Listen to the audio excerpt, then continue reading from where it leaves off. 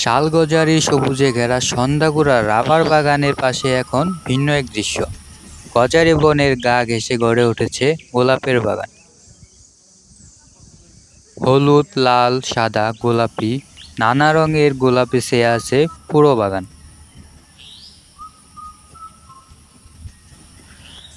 এই গোলাপ বাগানের মূল উদ্যোক্তা বহিরাগত একজন অভিজ্ঞ চাষি।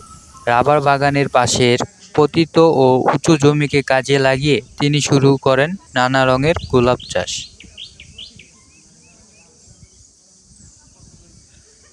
পুরো বাগানটি দেখাশোনা করেন দুইজন শ্রমিক।